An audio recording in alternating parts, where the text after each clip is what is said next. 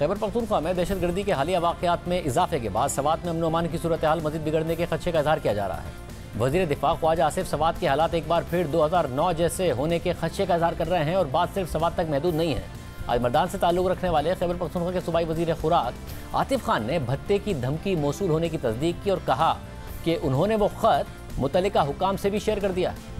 जी, letter आया है ransom, जिस तरह बाकी लोगों को भी कुछ लोग आए हैं, तो वो आए हैं और मैंने कंसर्न अथॉरिटीज़ से उसको शेयर किया है।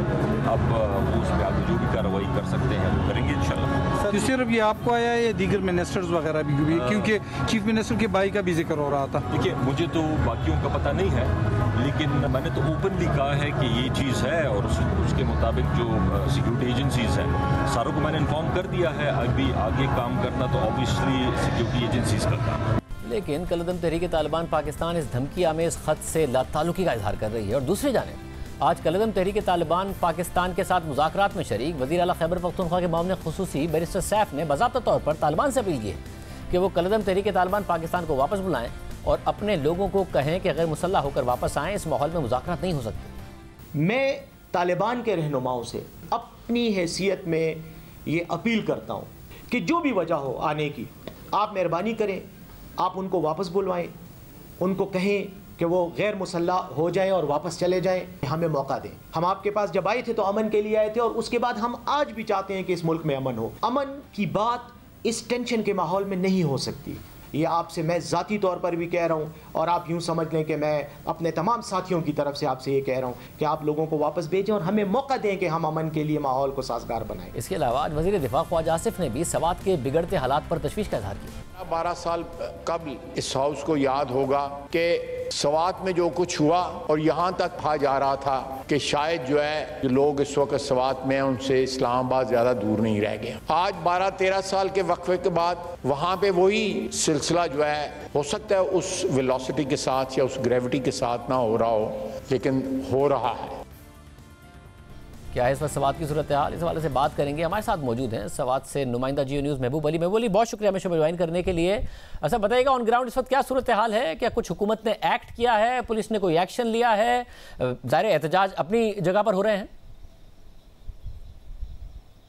शाहजेब साहब, बिल्कुल प्रोटेस्ट का सिलसिला तो बदस्तूर जारी है और परसों यानी जुम्मे के रोज़ भी एक और एहतजाजी मुजाहरों का ऐलान किया गया है और इस दफ़ा स्वात के तहसील बहरैन में ये मुजाहरे किए जाएंगे स्वात कौमी जिरगा और स्वात उलसी पासून की जानिब से, जिसमें तमाम सियासी जमातों के कारकुनान जो है वो भी शरीक होंगे।